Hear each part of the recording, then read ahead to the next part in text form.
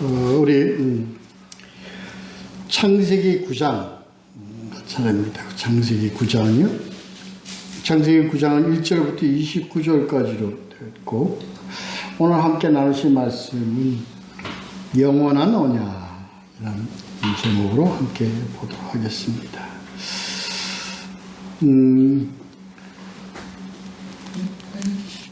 9장은 이제 홍수 이후에 노아와 그리고 모든 방주에 있던 생명체들과 함께 언약을 세우는 그런 내용의 장입니다.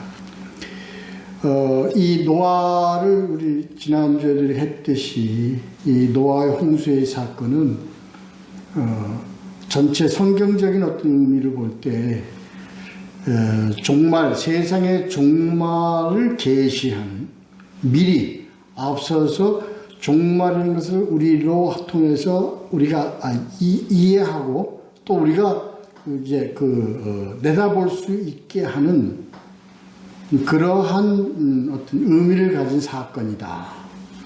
그래서 세상 종말과 같은 사건의 어떤 그런 의미를 암시한다 하는 것이 우리 이 홍수 사건은 우리가 그런 의미를 우리에게 주는 겁니다. 그래서 우리가 이것을 우리가 성경에서 우리가 노아 홍수 한 사건으로 끝나는 게 아니라 이 사건이 우리에게 앞으로 닥칠 우리 세상 종말에 관련된 것을 우리로 미리 보게 하시는 그러한 의미를 가지고 있는 사건이다. 이렇게 이해를 해야 된다는 것입니다. 9장은 우리가 세 단락으로 나누어 보면 1절부터 7절까지를 첫째 단락으로 보죠.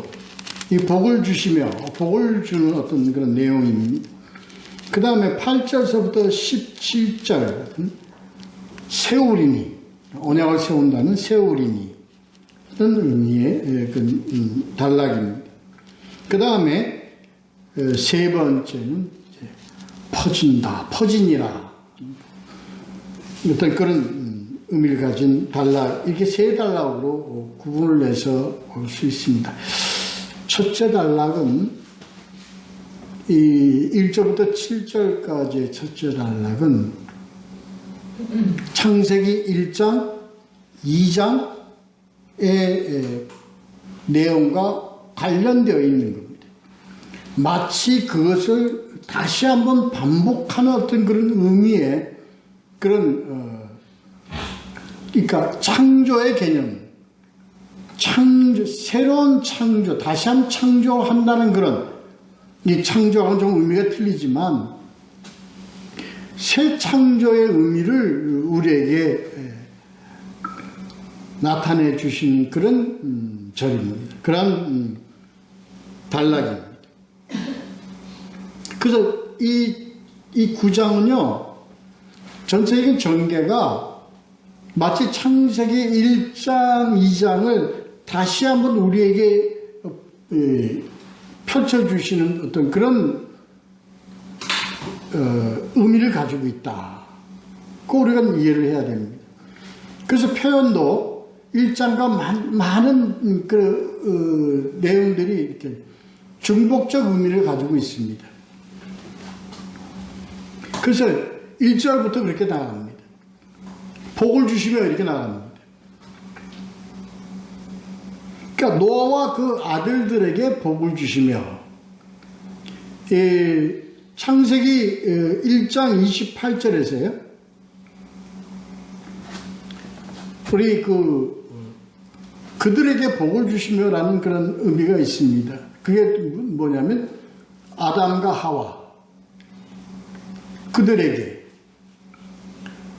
또 지금 여기서 노아와 그 아들들에게 복을 주시며, 어떤 그런 좀 복선을 깐다? 하여튼 어떤 그런 의미를 가지고 있습니다. 그래서 복을 주시며, 창조는 하나님의 복을 주시는 의미를 가지고 있다. 그래서요, 1절에 이렇게 보시면 9장 1절에 보시면 생육하고 번성하여 땅에 충만하라 이렇게 되어 있습니다. 창세기 1장 28절에 요 유사한 의미의 언급을 우리는 찾을 수가 있습니다. 1장 28절 생육하고 번성하여 땅에 충만하라 그렇게 되어 있습니다. 그리고 또 하나 우리가 본 것은 개인을 지칭하지 않고 하나님께서는 이 노아와 자녀들과 그 생명들에게 그리고 아담과 하와 그들에게 이런 공동체적인 의미를 가지고 있습니다. 그래서요 아담과 노아의 지금 이러한 복을 주시는 이 내용은 바로 우리 많은 교련에 하시는 학자들은 이것을 교회 초기 역사라고 그렇게 그들은 얘기를 하고 있습니다. 거기에 저도 공감하고 같이 이렇게 동의하는 그런 생각을 가지고 있습니다. 그래서 교회는 벌써 처음 하나님께서 이 땅을 만드실 때 남자와 여자를 만드시고 그리고 노아와 그 자녀들에게 언약하시고 복을 주시고 하는 이런 내용들은 바로 공동체적인 의미를 가지고 있다. 하나님께서는 우리를 어떤 공동체적인 의미로 우리를 인도하시는 의미를 가지고 있다. 그래서 교회 역사로 보는 것이 마땅하다라고 이렇게 보는 겁니다. 많은 부분들이 이 교회의 그 속성과 그런 같은 의미를 가지고 있는 그런 내용들이 참 많습니다. 그렇게 우리가 인식을 해야 될 것 같습니다. 그래서 저는 아담 때도 마찬가지지만 이 노아와 그 자녀들에게 주시는 이 하나님의 말씀은 바로 우리 교회에게 주시는 복이다. 그러니까 교회에 주는 복이다라고 우리가 이해를 하고 가야 될 것 같습니다. 그런데 이제 2절에서 보시면 우리 창세기 1장 2장에서 나타나는 내용과 조금 다른 내용이 나옵니다. 창세기 1장에서는 모든 동물들을 아담에게로 끌어와서 그에게 이름을 짓게 해서 동물과 우리 인간과의 관계를 어떤 관계? 공생의 관계로 가도록 인도하셨습니다. 이게 원창조의 목적이었습니다. 근데 지금 노아와 그 자녀들에게 이 복을 주시면서 주시는 그 말씀은 2절에서 보면 이 동물들이 어떻게 해요? 2절에 보면 너희를 두려워하며 라고 이렇게 바뀌어집니다. 이건 비단 이 동물들과의 관계뿐만 아니고 이 노아 홍수 이후에 인간과 자연과의 관계, 인간과 동물과의 관계가 이러한 관계로 바뀌어져 버립니다. 그래서 이 노아 홍수 이후부터 자연이 우리 인간과 공존의 관계가 아니고 우리 인간과 어떤 관계가 있습니까? 두려워하는 관계로 바뀌어진다는 것을 우리에게 알게 하시는 겁니다.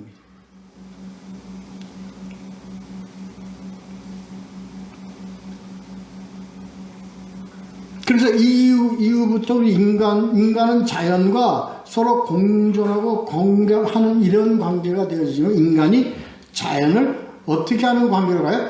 파괴하는 관계로 가게 됩니다.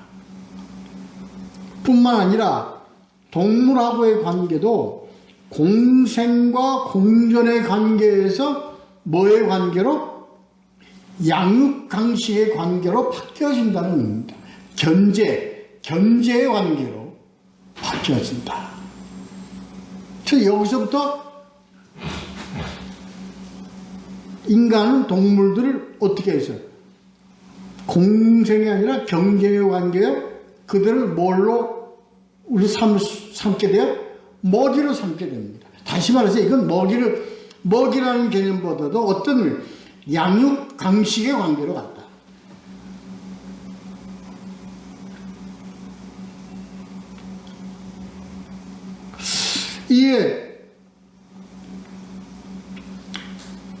이 관계가 정말 이제 우리가 영원한 그 생명의 나라로, 하늘나라의 생명의 나라로 갈 때까지는 이 관계가, 이후로부터 동물들은 우리 인간들을 두려워하고 피하게 되고, 왜요? 우리 두려워할 수밖에 없어. 우리는 그들보다 더 나은 존재이기 때문에.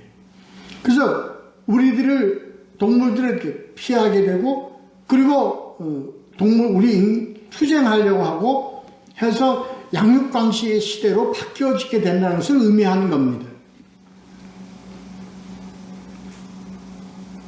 그래서 어떻게 돼요?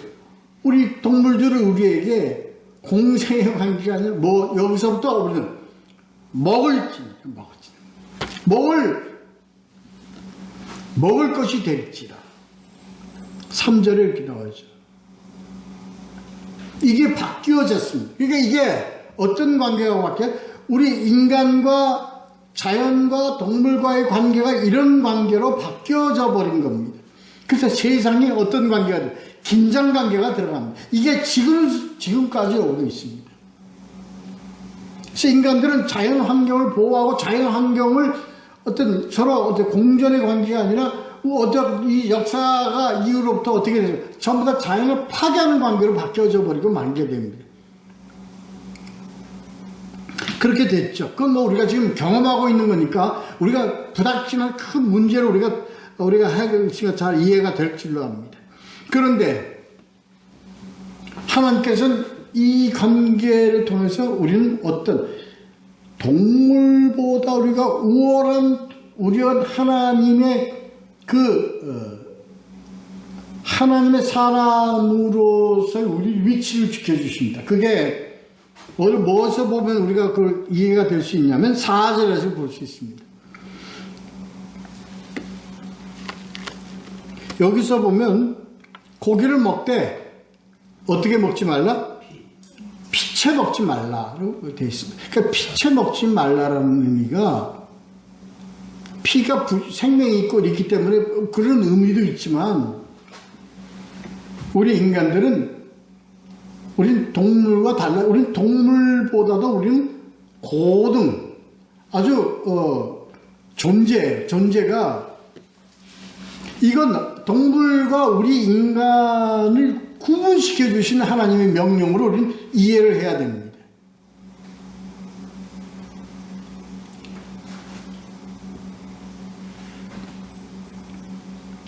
그러니까 너희는 동물이 아니기 때문에 어떻게 해야 돼? 너희는 동물과 같은 짓을 하지 말라. 이게 하나님의 선언이 어디까지 지금 이까지 오잖아요. 그래서 인간들 말고 동물들이 불에 익혀 먹거나 요리해서 먹는 동물들이 있습니까? 그렇지 않습니다. 그 얘기입니다. 너희들은 달라 동물들하고. 그래서 동물들은요 이때 시대나 수천 년이 지난 이 시대나 그들은 다 어떻게 보면 평야에서 물어 죽여서 뜯어먹어 피채 그냥 먹습니다. 그래서 사자나 이런 하이에나 보면 시체 뜯어먹을 때 입에 좀 뭐가 붙습니다. 피떡이 돼. 그게 동물입니다. 너희 인간은 달라. 이런 의미입니다.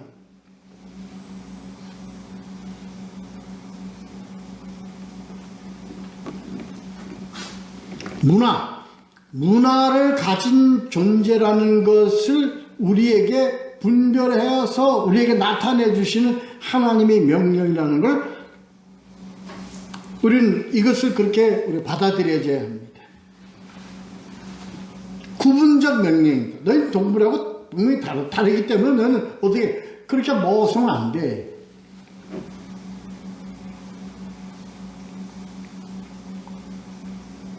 그 문화를 가지는 존재입니다.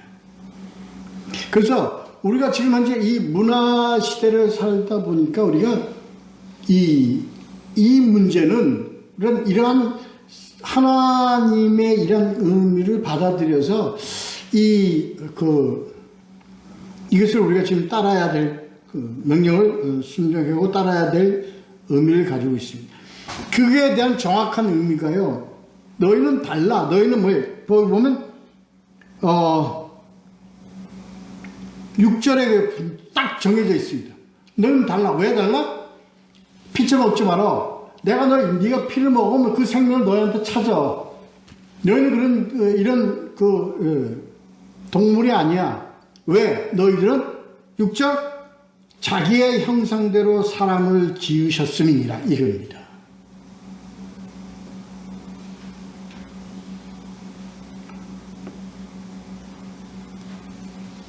그렇죠. 너희는 우리의 모양대로, 우리의 형상대로 지음을 받은 존재이기 때문에 너희는 뭐가 달라? 동물과 달라. 이 명령은 너희가 영원히 지켜야 돼. 영원히 먹지 마라.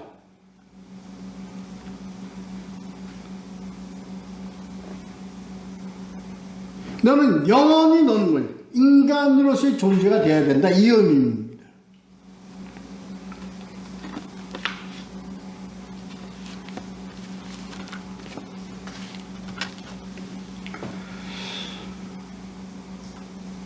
그래서요,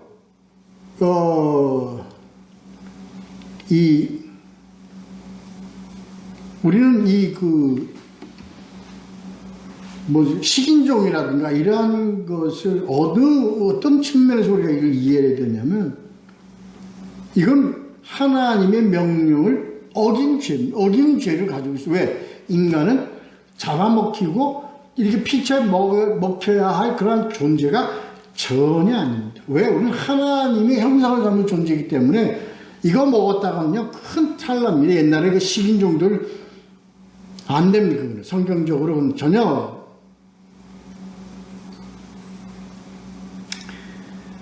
그렇습니다.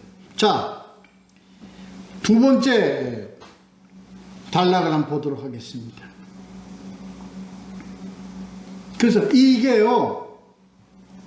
이게 지금 이 노아와 그 아들들에게 하시는 이 명령은 어디에다 구체적으로 되어 있습니까? 이거는 출애굽, 레위기 여기에 율법으로 구체적으로 명시가 되는 그 전 단계의 율법의 의미를 가지고 있습니다. 피채 먹지 말라는 레위기 17장 11절 14절에 정확하게 나타나 있습니다.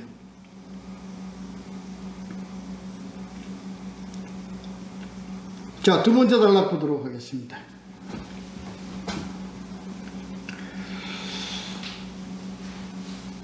여기서 하나님께서 언약을 세우리니 9절 10절 어떤 언약을 세우느냐, 이게 아담과 하와에게 내린 언약 같은 유형의 언약을 내리는데, 하나님께서 이 공동체에 세우는 언약입니다. 하나님이 어디에서? 교회에 대해서 세우는 언약과 같습니다. 교회와 맺는 언약과 같습니다.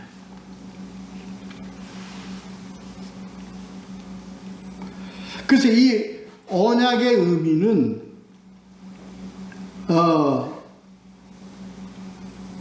세상을 다시 회복시키는 의미를 가지고 있다. 언약의 참 원어적 의미에 타락한 이 세상을 회복시키는 의미를 가지고 있는 언약이다.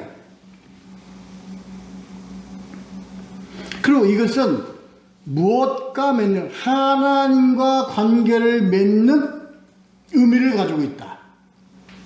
다시 말해서 하나님의 은혜로 이루어진 언약이다.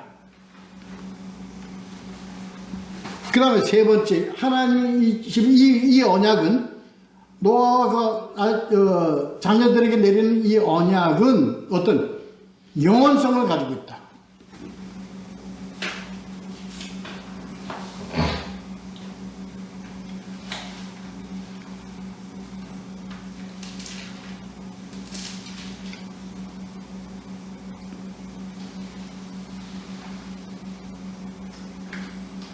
이 의미를 하나님의 언약 속에는요, 이 언약이라는 게 우리 인간 약속 틀립니다.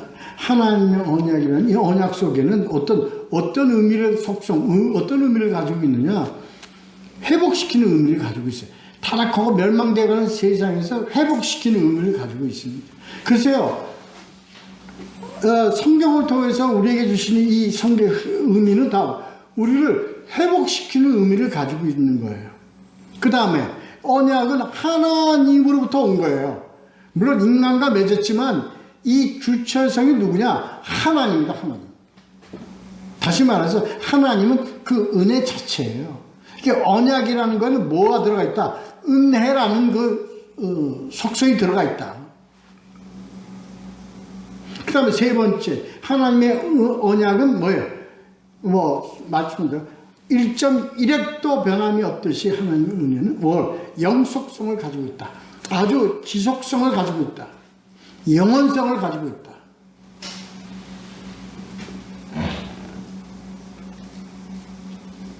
그런 의미를 가지고 있는 언약이에요. 이 언약으로 세운, 이게 지금 이 두 번째 단락에서요, 주로 이제 어떤 내용이 나오냐면 이제 무지개가 나오고요. 무지개로 다시는 물로 너희를 심판하지 않겠다는 내용이 나옵니다. 이게 여기에 의미가 있는 것이 아니라 하나님 아버지께서는 내가 너희와 세운 언약은 어떠해요? 영원한 것이다. 이걸 나타내는 거예요. 이 두 번째 단락이 주는 참 의미는 왜? 내가 말한 거는 어떻게 돼? 내가 너에게 이 말한 거는 영원성을 가지고 있다. 영원히 지켜질 것이다. 영원히 변함이 없다. 하는 의미를 가지고 있는 게 두 번째 단락의 내용입니다.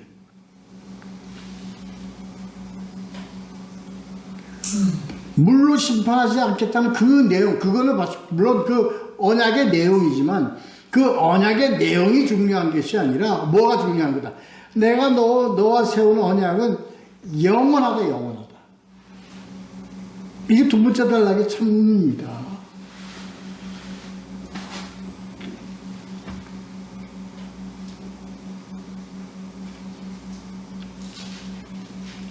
그 11절. 다시는 홍수로는 너희를 멸하지 않겠다 하는 거예요. 그러니까 우리는 홍수로 멸하지 않는다. 그러한 물론 그것을 우리가 이해하고 받아들이기 중요하지만 그게 아니라 내가 너희들을 이제는 물로 너희가 쓸어버리는 이런 내가 이런 이제 하지 않는다 이 얘기입니다. 그리고 내가 이 말 뱉은 이 말은 물로 내가 너희를 쓸어주지 않아. 이제 너희가 이 얘기는 이제는 내가 이 너희들 타락한 것을 전멸시켜 쓸어버리는 이런 일은 하지 않겠다. 그래서 그 의미로 뭘 주는 거예요? 이걸 내가 기억하기 위해서 너와 내 사이에 뭘 세우니? 무지개를 세운다. 무지개는 뭡니까? 무지개는 언제 생기죠? 비가 와요. 구름이 끼고 비가 와요. 그 다음에 무지개는 왜 생겨요? 뭐에 의해서 무지개가 생긴 겁니까? 말하자면 햇빛에 의해서 무지개가 생기는 겁니다. 그래서 갠다는 얘기죠. 그래서 이것은 다시 뭐예요? 물로 심판 안 한다는 하나의 표징이 될 수 있지 않나. 왜? 물인 다음에 계속 비가 와서 컴컴하고 그냥 구름이 매일 쌓여서 흑암이 있어야 되는데 하나님 아버지께서 무슨 빛을 보내주시는 거예요. 그래서 뭐가 생겨요? 무지개가 생기는 겁니다. 그리고 그 다음에 물로 멸망하는 당연히 없는 거죠. 그죠? 당연히 없는 거예요. 그러니까 이거는 의미는 바로 하나님 아버지께서 말하는 것을 내가 지킨다는 의미를 가지고 있다. 이게 영원성을 가지고 있다 하는 얘기입니다.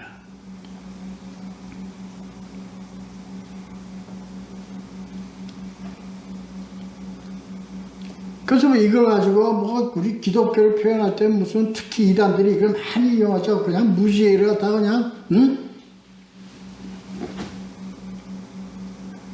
그러니까 그런 그 표징에 대해서 어떤 그런 우리는 관심을 가지고 있지만 하나님 아버지께서 나는 너를 물로 없애겠다는 것을 어떻게 했다? 영원토록 지킨다. 끝까지 지킨다는 것을 내가 너에게 나타내는 것이다. 그 언약의 영원성을 우리는 이것을 가지고 우리는 믿고 받아들이고 그리고 글쎄요 이건 어떤 의미를 12절에 보면 영원히 세우는 언약의 증거 이렇게 되어 있어요.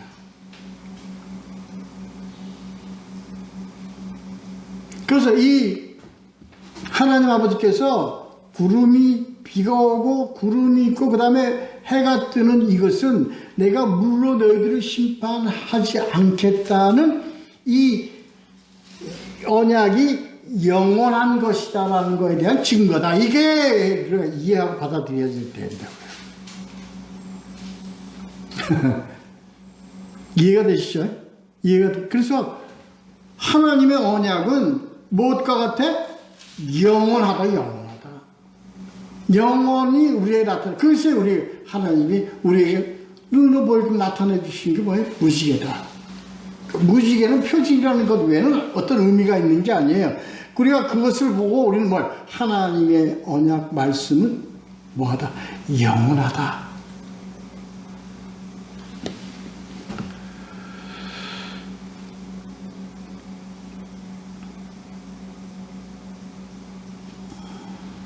그래서 다시 말해서 너희를 어떻게 하라?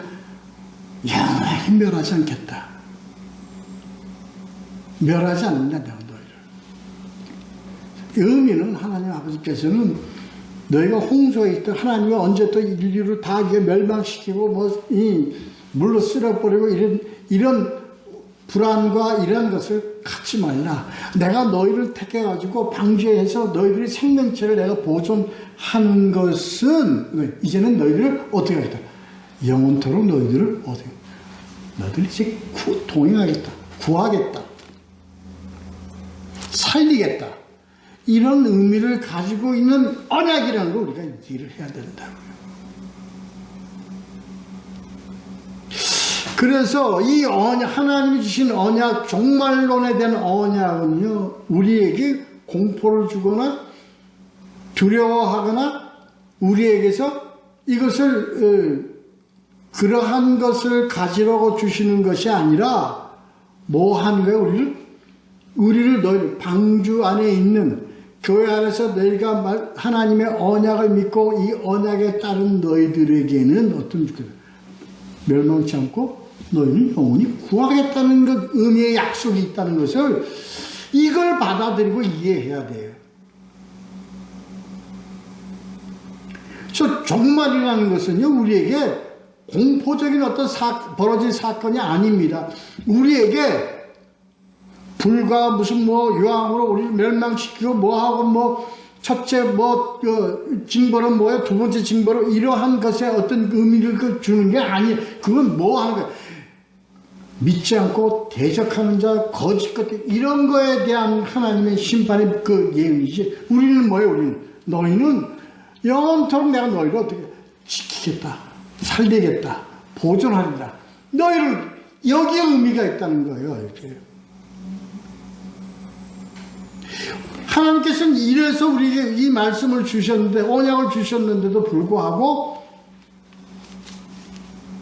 이걸 가지고 그냥 공포의 종말에 말이지 뭐 이런 심판이 있고 뭐 이런 황충이 나타나서 뭘 잡아 물어뜯고 우리는 괴로움을 당하고 고통당하고 이런 걸로 전부 다 공포로. 그래서 종말론을 전부 다 뭐예요? 공포의 한 그걸로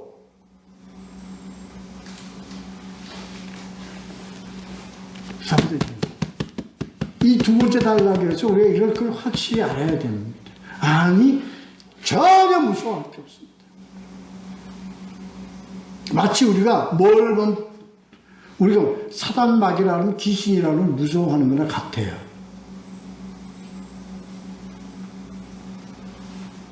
사단마귀 귀신이 무서워할 게 하나도 없다는 걸 뭘 보면 알아요? 이 성경을 보면 압니다. 그래서 말씀을 가진 자, 복음을 가진 자는 뭐 벌써 그것들을 내쫓고 멸망시키는 권세를 가지고 있다는 것을 우리로 알게 하는 거예요. 그건 뭐예요? 우리에게부터 우리를 뭐 하게 하는, 우리를 더 믿게 하고 안심하게 하고 우리는 뭐예요? 뭐만 가지고 있으면 돼? 말씀만 부여잡고 있으면 승리한다는 걸 알기 때문에 더욱더 우리는 뭐 해야 돼? 안정되고 우리는 이 길은 이 아니의 길, 우리는 이 길을 우리는 가면 되는데 그걸 공포하는 거예요. 뭐 하지 않으면 벌 받고 뭐 하면 뭐 하고 너 뭐 귀신한테 잡히고 뭐 완전 넘어지고 이런 걸로 오히려 이 신앙을 뭘로 공포의 한 길로 잡아 이끌어 간단 말이에요. 아니, 주신이 이건 너희들은 두려워하지 마라. 너희들은 뭐해? 너희들은 내가 너희를 택해서 방주로 너희들을 이 교회 안에 너희들 불러 모은 부르심을 받은 너희들은 에클레시아. 너희를 온전하게 털끝 하나 건드리지 못하도록 내가 너희를 온전히 보호하시겠다는 것이 하나님. 그리고 보호받을 수 있는 아주 쉬운 길, 아주 편한 길을 너에게 제시하시는 이 성경을 의지하고 믿고 순종하면 가면 된다. 이런 것을 나타내는 것이 이게 언약의 영원성이에요. 언약의 영원성.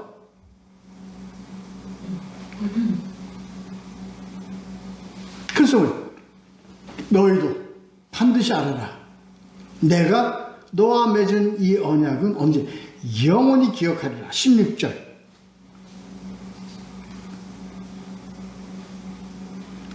멸망하지 않고 다 회개하게 이르기를 원하시느니라. 베드로후서 3장 9절. 이 같이 연결되는 내용의 의미입니다. 하나님은 멸망하지 시키지 않아. 멸망시키려고 하는 게 아니야. 너희들이 다 구원의 길로 다 들어올 수 있도록 합당한 회개의 열매를 맺도록 나는 어떻게 한다? 기다린다. 인내한다. 그래서 내가 너희를 하나라도 버리지 않고 구원하기를 원하노라.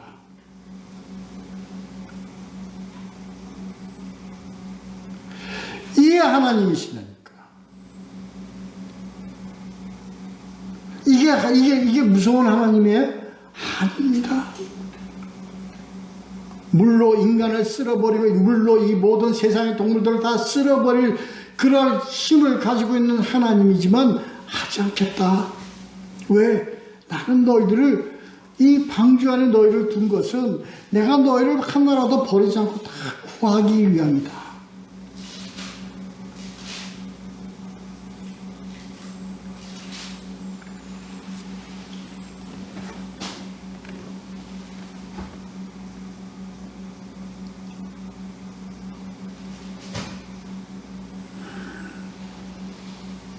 오늘 이 내용을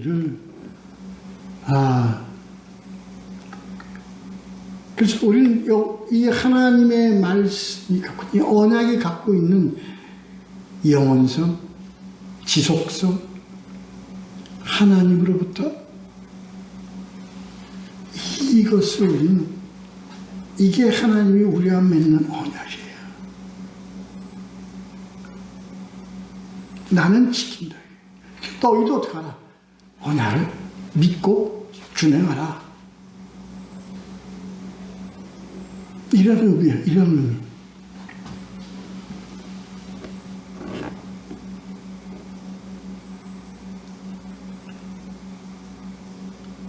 에스겔서 20장 13절에 이렇게 나와 있어요. 율례, 율법, 하나님의 말씀이라는 것은 의미가 뭐냐? 이 하나님의 말씀의 의미가 뭐냐? 율례.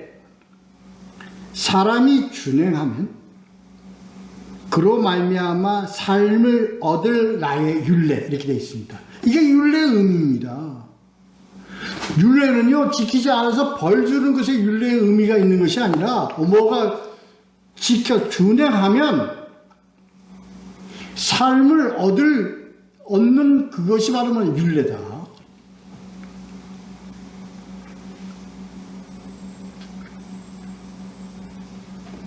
이게 영원하다는 거야, 이게 영원하다는 거야.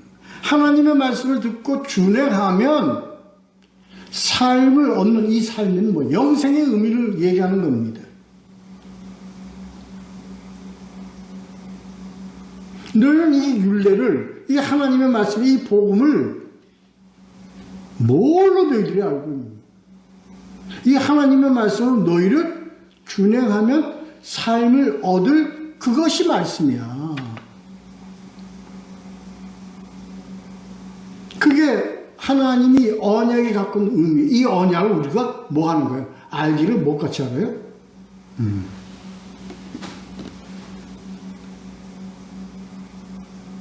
아니, 하나님 아무리 뭐 말씀 좀 알았다고 무슨 생명을 주고 뺏고 뭐 그러시나? 뭘로 하는, 이 언약을 뭘로 하는 거예요? 언약을? 그 삶을 얻을 것으로 아기는 게 아니라 그냥 교훈이나 훈시나 이런 걸로 하는 거예요.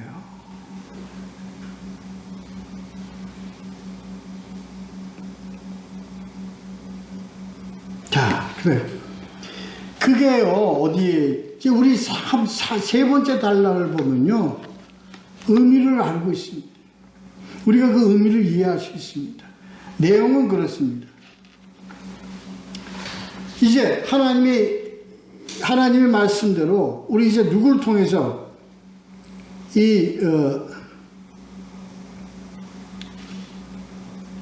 노아의 세 아들 셈과 함과 야벳을 통해서 전 인류가 이제 퍼져나가게 합니다.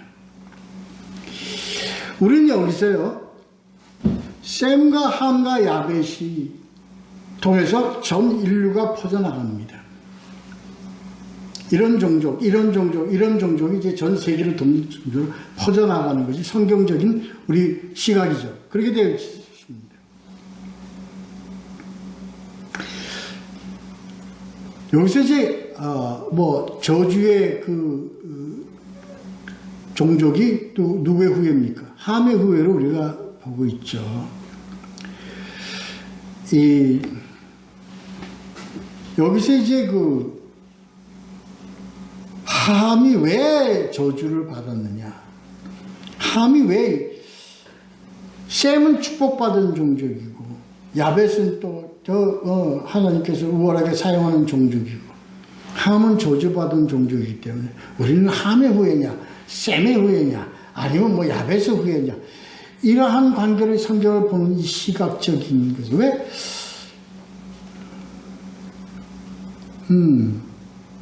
이제, 이 인간적 시각 속에서 우리가 사람 시각 속에서 이걸 자꾸 보기 때문에 그렇습니다.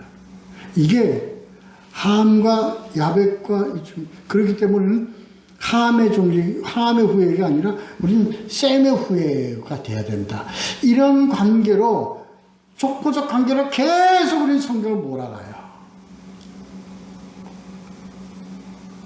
그런 의미입니까? 아니에요. 그런 의미가 아닙니다.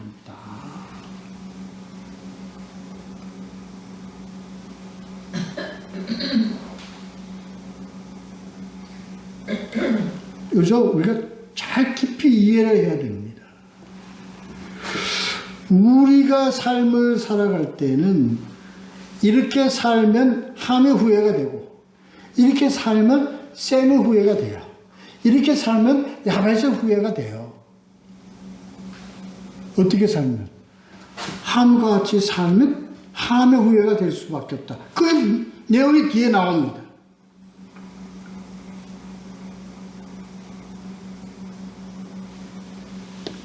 그래서 우리는 자꾸 이게 혈족 관계를 자꾸 파고 올라가고 있다고요. 여긴 영적인 의미가 있는 걸 이해를 하지 않고 혈족의 의미로 자꾸 파고 들어가고 있다고요. 그래서 우리 한국 조선민족은 누구의 셈의 후예로서 우리는 동양의 무슨 이렇게 야벳은 유럽 쪽으로 가서 북구 유럽의 무슨 함은 무슨 저 아프리카 시커먼 애들 뭐 저주를 받아갖고 뭐 이렇게 종족 차별의 근원을 여기를 이 성경의 해석에서 이런 파렴치한 해석을 가지고서 그렇게 만들어 놓고 있단 말이에요. 그렇게 만들어 놓고. 그런 의미가 아니에요. 그런 의미가 아니에요. 이거는. 무슨 의미냐. 이렇게 살면 너는 안 하면 우애가 돼. 영적인 의미다. 영적인 의미.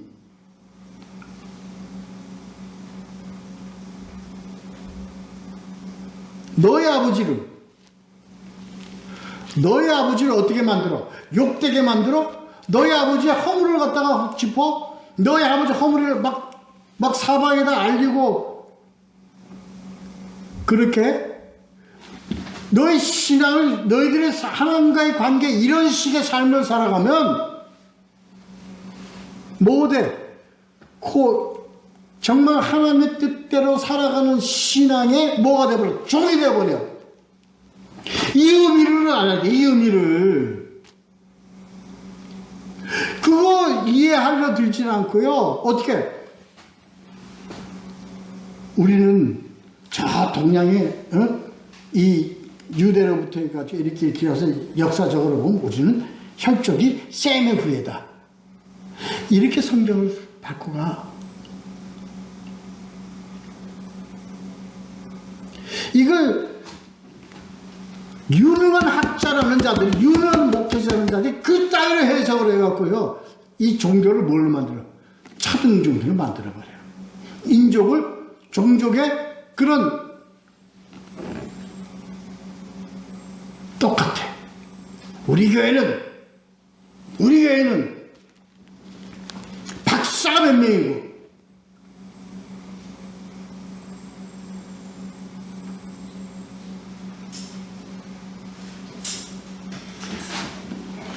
이해를 잘 해야 됩니다. 하나님 복을 주시는 줄 누굴 복을 주세요? 하나님은 귀하고 존귀하고 더더구나 자신의 아버지,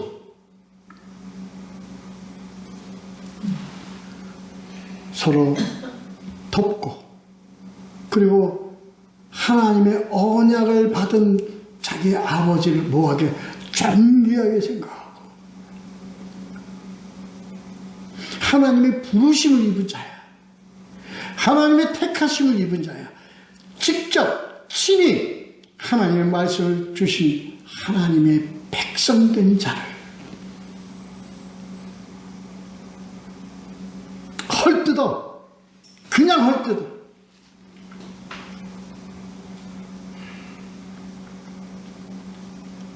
아니, 그 의미를 알아야 됩니다. 이게 그 의미를 알아야 됩니다. 우리는 뭐에 좀 영적인 셈의 후예로서의 삶을 살아가도록 우리는 뭐에 톡톡 하나님과의 관계 속에서 올바른 관계를 맺어가야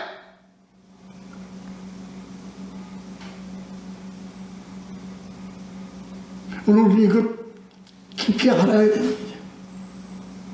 우리는 성경 해석을요, 유다는 예수 배신한 제자래요. 우리가 우리 유다 같은 제자가 되면 안 돼요. 우리는 전부 다 베드로와 뭐 같은 그런 제자들이 돼야 됩니다.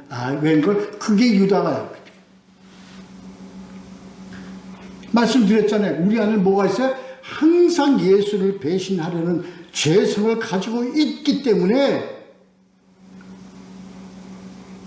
성경에서 그걸 우리에게 나타내 주시는 거예요.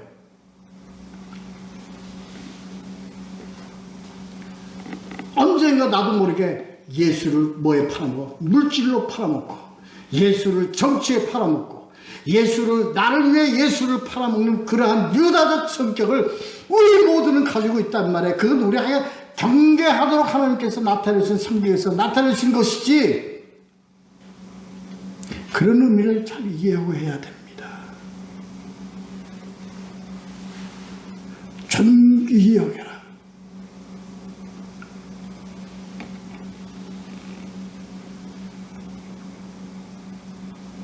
하체를 보여서 전 내 아버지 아니야, 저런 창피한 아버지 내 아버지가 아니야 하는 거 똑같지 않느냐 말이에요. 이 신앙 이거 잘 가지고 가야 됩니다.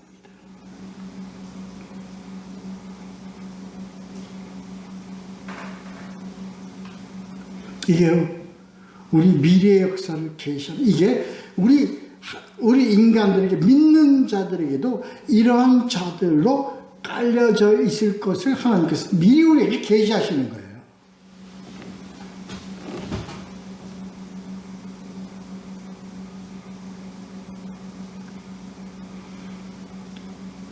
그러므로 오늘 이 주의 말씀대로 영적인 축복이 뭐냐, 영적인 것이 뭐냐 하는 것을 우리는 참 알고요. 말씀을 진로로 받아들여서 귀하게 여기고 하나님의 언약을 존귀하게 여겨 지켜 살아가는 우리 모두가 되시기를 예수 그리스도의 이름으로 축원합니다. 기도하겠습니다.